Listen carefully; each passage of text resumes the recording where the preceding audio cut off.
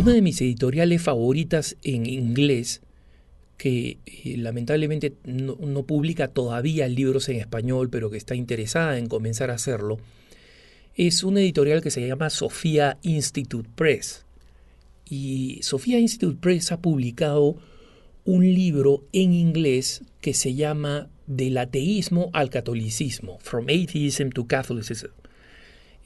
Como digo, todavía no está en español, pero realmente espero que alguna editorial católica en español se anime a traducirla al español, porque esta es una colección de testimonios de 9 ateos que encontraron razón de vivir y toda una vida nueva en la Iglesia Católica.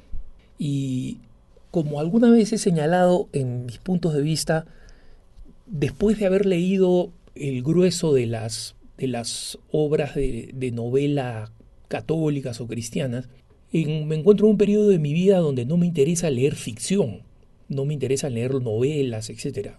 Lo hago, lo veo, si es que se trata de una serie de televisión, solamente por razones apologéticas, como cuando tuve que leer Harry Potter, por ejemplo, para poder dar una opinión informada, o ver algunas series de televisión que no son moralmente cuestionables para poder explicárselas a los católicos. Pero en general, la emoción de leer novelas se ve equiparada, incluso superada, cuando uno lee biografías, estas vidas, y especialmente cuando lee las conversiones, por ejemplo, la de un judío ateo que a través de una serie de interrogantes cuestionó a otro amigo ateo y lo terminó llevando no solo al catolicismo, sino al sacerdocio, que hoy día es sacerdote, un ex ateo, que a través de un ateo judío amigo suyo fue aceptando una serie de cuestionamientos que lo fueron interrogando hasta llevarlo, como digo, no solo al catolicismo, sino al sacerdocio. Está el caso también de un físico culturista, amante de Nietzsche, del filósofo alemán padre del ateísmo, el que proclamó Dios ha muerto, y cómo a través de una serie de lecturas inesperadas, de haber tomado libros de Santo Tomás de Aquino por total curiosidad, curiosidad entre comillas, porque nosotros sabemos que es la providencia, pero para él era un libro completamente aleatorio, Santo Tomás de Aquino, que dicen que argumenta a favor de Dios. A ver, vamos a ver qué ridiculeces dice, y lo terminan llevando a la conversión, ¿no? El caso de un neonazi profundamente anticatólico, racista, que no solamente cambió de ideología, sino cambió de vida, porque tenía una vida muy arraigada en el alcohol, las drogas, el sexo, y que se ha convertido en una voz muy importante desde el catolicismo, un laico, para estos días en los que han acontecido una serie de tragedias relacionadas al racismo aquí en Estados Unidos. Una de mis historias favoritas, la de el hippie socialista que quería vivir una vida comunitaria, socialista, ideal, y cómo a través de los principios de la doctrina social de la Iglesia termina siendo hoy el día el líder de una comuna que se llama familia. Es un padre católico con una familia con muchos hijos. Y este proceso de conversión fue a raíz de irse interesando en cómo crear una comuna ideal socialista, primitiva, original, ¿no?, dentro del espíritu hippie de paz y amor. Y descubrió que eso se llamaba familia católica. Sorprendente. Y probablemente la historia más conmovedora para mí, la del el homosexual militante ateo, marcadamente anticatólico, que hoy en día se llama un cautivo voluntario de Cristo, ¿no? Y utiliza este término porque dice simplemente: no soy un prisionero, no uso cautivo en ese sentido, sino en el sentido de alguien que ha quedado cautivado por Jesucristo, tal como nos muestra la Iglesia. y un Jesucristo no abstracto, sino un Jesucristo concreto que se encuentra en la Eucaristía, que lo puedo encontrar en la Eucaristía.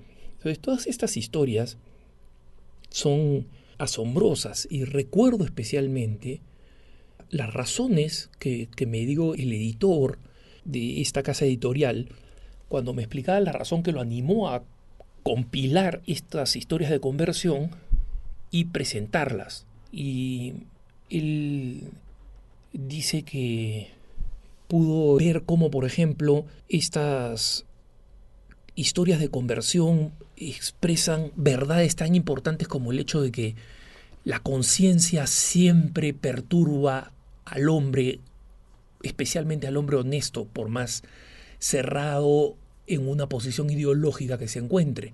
La conciencia siempre lo va a perturbar, el poder testimonial irrefutable de la conciencia personal. Otro hecho importante que él cree demostrado en estas historias de conversión es la prueba de que la fe no es ciega, por lo menos para los católicos. Para alguna denominación o para la mayoría de las denominaciones evangélicas probablemente lo sea, ¿no? Bajo el principio luterano de que la sola fe.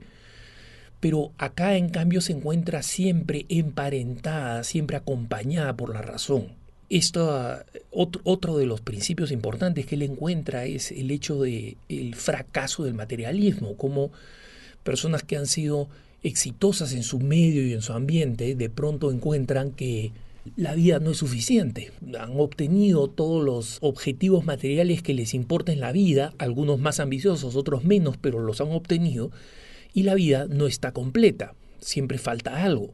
El hecho de que la iglesia en sí misma sea un milagro, esto es muy importante porque muchas de estas conversiones se producen no porque estos ateos desconocen los escándalos que han plagado la historia de la iglesia, incluyendo la época reciente con los escándalos de la pedofilia de sacerdotes, sino más bien porque conocen esto.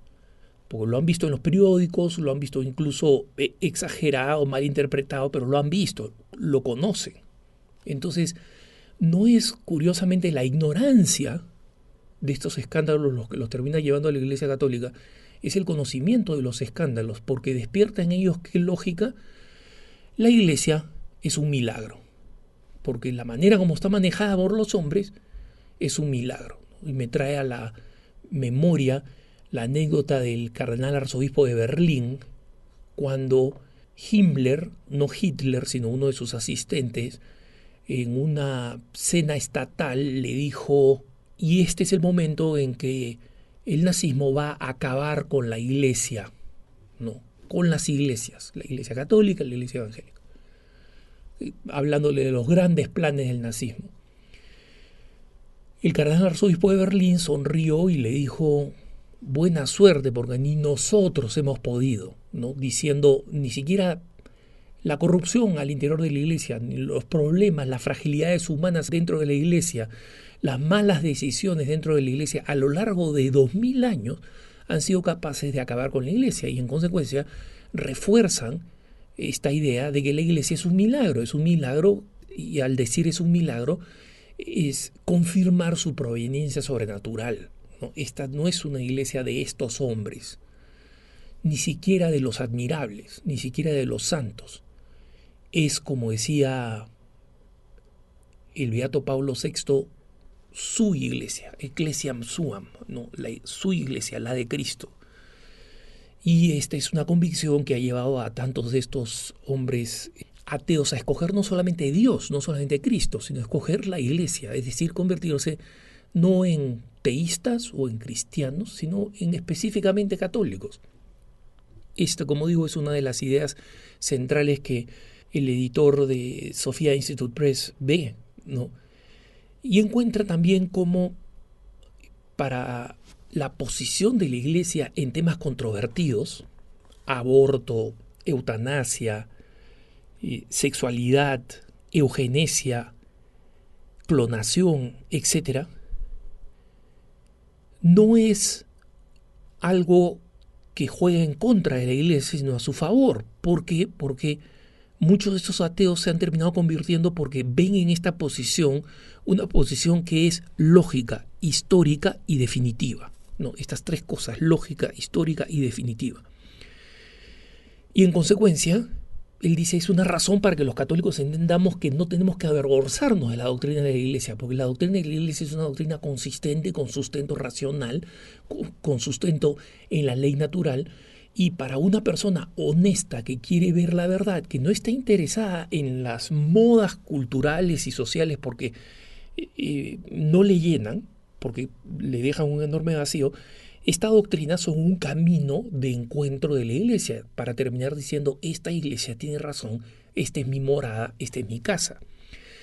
Como digo, espero que este excelente y apasionante libro esté traducido al español, Dios mediante.